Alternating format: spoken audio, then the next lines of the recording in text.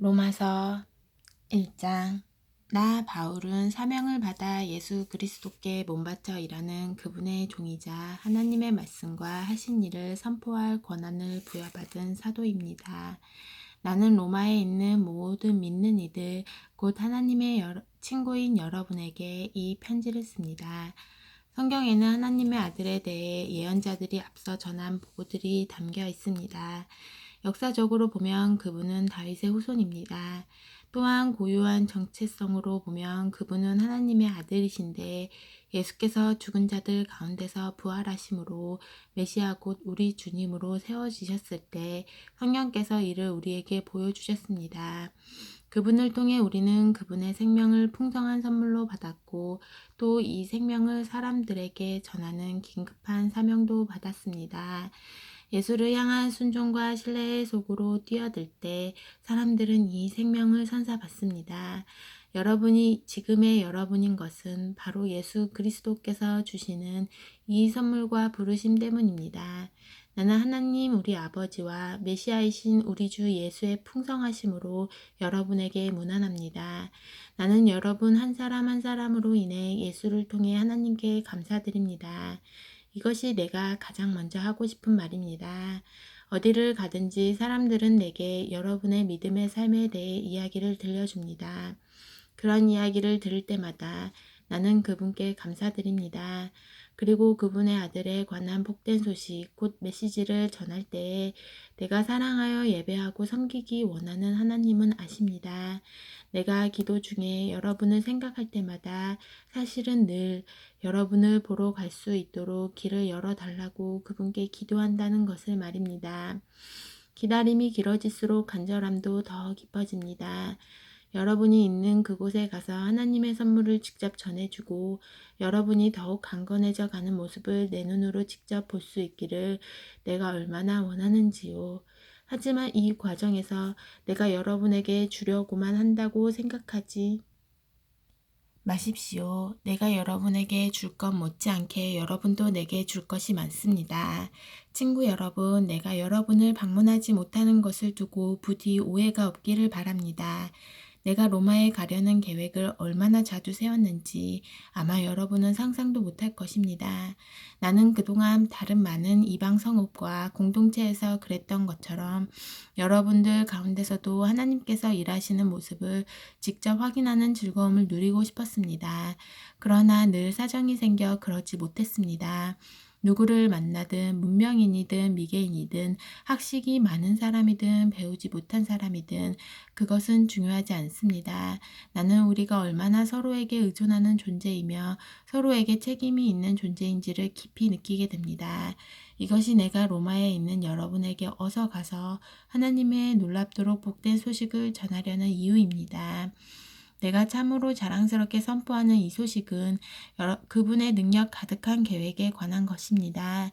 하나님께서 그분을 신뢰하는 사람이면 누구나 유대인으로부터 시작해서 모든 사람에 이르기까지 다 구원하신다는 엄청난 메시지입니다.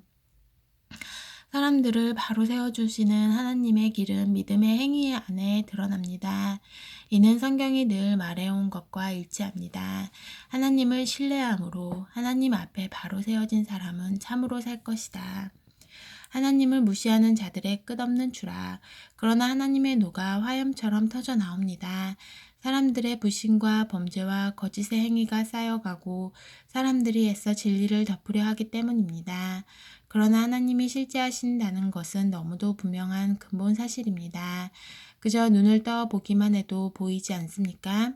하나님이 창조하신 것을 찬찬히 그리고 유심히 바라보았던 사람들은 언제나 그 눈으로는 볼 수 없는 것, 이를테면 그분의 영원한 능력이나 신성의 신비를 볼 수 있었습니다. 따라서 누구도 변명할 수 없습니다. 사실을 말하면 이렇습니다. 사람들은 하나님을 너무도 잘 알고 있었지만 그분을 하나님으로 대하지 않았고 그분을 경배하기를 거부했습니다. 그럼으로써 그들은 스스로 어리석고 혼란에 빠진 하찮은 존재가 되었고 결국 삶의 의미도 방향도 잃고 말았습니다. 그들은 다 아는 것처럼 행세하나 사실은 삶에 대해 아무것도 모릅니다. 심지어 그들은 온 세상을 손에 붙들고 계신 하나님의 영광을 어느 길거리에서나 살 수 있는 싸구려 조각상들과 바꾸어 버렸을 정도입니다. 그래서 하나님께서 이런 뜻의 말씀을 하셨습니다. 너희가 원하는 것이 그것이라면 그것을 주겠다. 결국 그들은 머지않아 안팎으로 온통 오물범벅인 돼지우리의 삶을 살게 되었습니다. 이것은 다 그들이 참 하나님을 거짓신과 바꾸었기 때문입니다. 그들을 만드신 하나님, 우리가 찬양 드리는 하나님, 우리에게 복 주시는 하나님, 대신에 자기들이 만든 신을 예배했기 때문입니다. 상황은 더 나빠져 그들은 하나님 알기를 거부하면서 곧 사람이 어떠해야 하는지도 잊고 말았습니다. 여자는 여자가 어떠해야 하는지를 잊었고 남자는 남자가 어떠해야 하는지 잊어버렸습니다. 성적 혼란에 빠져 그들은 여자가 여자끼리, 남자가 남자끼리 서로 학대하고 더럽혔습니다. 사랑 없이 욕정만 가득해서 말입니다. 그리고 그 대가를 치렀습니다. 아, 그 대가가 무엇인지 보십시오. 그들은 하나님과 사랑이 빠져버린 불경하고 무정한 비참한 존재가 되고 말았습니다. 그들이 하나님 인정하기를 귀찮아하자 하나님도 그들에게 간섭하기를 그만두시고 제멋대로 살도록 내버려 두셨습니다. 그러자 그야말로 지옥판이 벌어졌습니다. 악이 들끓고 욕망의 아수라장이 벌어지고 악독한 중상모략이 판을 쳤습니다. 시기와 무자비한 살인과 언쟁과 속임수로 그들은 이 땅의 삶을 지옥으로 만들어버렸습니다. 그들을 보십시오. 비열한 정신에 도끼에 일구이연하며 하나님을 맹렬히 욕하는 자들입니다. 깡패요, 건달이요, 참을 수 없는 떠벌이들입니다. 그들은 삶을 파멸로 이끄는 새로운 길을 끊임없이 만들어냅니다. 그들은 자기 인생에 방해될 때는 부모조차도 버립니다. 우둔하고 비열하고 잔인하고 냉혹한 자들입니다. 그들이 뭘 몰라서 그러는 것이 아닙니다. 그들은 자기들이 하나님의 얼굴에 침을 뱉고 있다는 사실을 너무도 잘 알고 있습니다. 하지만 그들은 개의치 않습니다. 오히려 가장 나쁜 짓을 가장 잘하는 이들에게 상까지 주고 있습니다. 2장 하나님을 만만히 여기지 말라. 그들은 그렇게 어둠 속으로 끝없이 추락하고 있습니다. 그러나 여러분이 그들에게 손가락질 할 만한 고상한 위치에 있다고 생각한다면 생각을 바꾸십시오. 누군가를 비난할 때마다 여러분은 자신을 정죄하는 것입니다. 여러분도 다르지 않기 때문입니다. 남을 판단하고 비난하는 것은 자신의 죄와 잘못이 발각되는 것을 모면해 보려는 흔한 술책입니다. 그러나 하나님은 그렇게 호락호락하신 분이 아닙니다. 그분은 그 모든 술책을 꿰뚫어 보시며 그러면 너는 어떤지 보자고 하십니다. 혹시 다른 사람을 손가락질하면 여러분이 저지른 모든 잘못에 대해 하나님의 주의를 돌릴 수 있다고 생각했습니까? 하나님의 책망을 면할 수 있다고 생각했습니까? 하나님은 너무나 좋은 분이므로 여러분의 죄를 그냥 눈감아 주실 것이라고 생각했습니까? 그렇다면 처음부터 생각을 완전히 달리하는 것이 좋습니다. 예, 하나님은 좋은 분이십니다. 그러나 결코 만만한 분은 아니십니다. 하나님이 좋은 분이라는 말은 우리 손을 꼭 붙잡고서 우리를 근본적인 삶의 변화 속으로 이끌어 주신다는 말입니다. 얼렁뚱땅 넘어갈 생각은 마십시오. 하나님을 거부하고 회피하는 일은 다 무엇이든 불을 키우는 일입니다. 그 불이 마침내 뜨겁게 활활 타오를 날 하나님의 의롭고 불같은 심판의 날이 다가오고 있습니다. 착각하지 마십시오. 여러분은 결국 여러분이 자초한 결과에 직면하게 될 것입니다. 하나님 편에서 일하는 이들에게는 참 생명이 자기 마음대로 살기를 고집하며 쉽게만 살려는 이들에게 불이 찾아올 것입니다. 하나님의 길을 거부한다면 대일 수밖에 없습니다. 여러분이 어디에 살고 어떤 부모 밑에 자랐고 어떤 학교를 다녔는지는 아무 상관이 없습니다. 다만 여러분이 하나님이 행하시는 길을 받아들이고 따르면 어마어마한 유익이 있을 것입니다. 이 또한 여러분의 출신이나 성장 배경과는 아무 상관이 없습니다. 유대인이라고 해서 하나님께 자동적으로 인정받는 법은 없습니다. 하나님은 여러분에 대한 다른 사람들의 말 혹은 여러분 스스로의 생각에 전혀 상관치 않으십니다. 그분은 스스로 판단하십니다. 죄인인 줄 모르고 죄를 짓는 경우라면 하나님은 정상을 참작해 주십니다. 그러나 죄인인 줄 잘 알면서도 죄를 짓는다면 그것은 완전히 다른 이야기입니다. 하나님의 법을 듣기만 하고 그 명령을 행하지 않는다면 그것은 시간 낭비일 뿐입니다. 하나님이 중요하게 여기시는 것은 듣는 것이 아니라 행하는 것이기 때문입니다. 하나님의 법을 전혀 들어본 적 없는 사람들도 직관을 따라 하나님의 법을 따르는 경우가 있습니다. 그런 그들의 순종은 하나님의 법이 진리임을 확증해 줍니다. 그들은 하나님의 법이 밖에서부터 우리에게 부과된 낯선 것이 아니라 우리가 창조될 때 우리 안에 새겨진 것임을 보여줍니다. 그들의 내면 깊은 곳에는 하나님이 말씀하시는 그렇다와 아니다에 그분의 옳다와 그르다에 공명하는 무언가가 있습니다. 하나님의 그렇다와 아니다에 대해 그들이 어떻게 응답했는지는 하나님께서 모든 남녀들에 대해 최종 심판을 내리시는 그날 온 천하에 다 공개될 것입니다. 이는 내가 예수 그리스도를 통해 선포하는 하나님의 메시지에 다 들어있는 이야기입니다. 종교가 우리를 구원하지 못한다. 유대인으로 성장한 이들에게 말합니다. 여러분의 종교가 여러분이 기댈 수 있는 안전한 품이라도 되는 줄 착각하지 마십시오.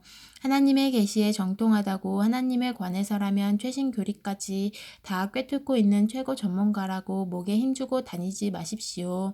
특히 스스로 다 갖추었다고 확신하는 여러분, 하나님의 계시된 말씀을 속속들이 다 알기 때문에 어두운 밤길을 헤매면서 하나님에 대해 혼란스러워하는 이들에게 길 안내자가 되어줄 수 있다고 자처하는 여러분에게 경고해 줄 말이 있습니다. 여러분이 다른 사람들을 인도한다고 하지만 정작 여러분은 어떻습니까? 나는 지금 정색하고 말합니다. 도둑질하지 말라고 설교하는 여러분이 어찌하여 도둑질을 합니까? 얼마나 감쪽 같은지요. 간음도 마찬가지입니다. 우상숭배도 마찬가지입니다. 그러면서도 여러분은 하나님과 그분의 법에 대해 온갖 유창한 언변을 늘어놓으며 용케도 잘 빠져나갑니다. 이것은 어제 오늘의 일도 아닙니다.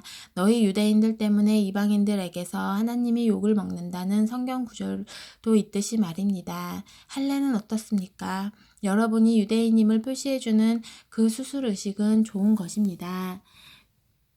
여러분이 하나님의 율법에 맞게 산다면 그렇습니다. 그러나 여러분이 하나님의 율법을 따라 살지 않는다면 차라리 할례를 받지 않는 것이 낫습니다. 그 반대도 마찬가지입니다. 할례 받지 않고도 하나님의 길을 따라 사는 이들은 할례 받은 이들 못지 않습니다.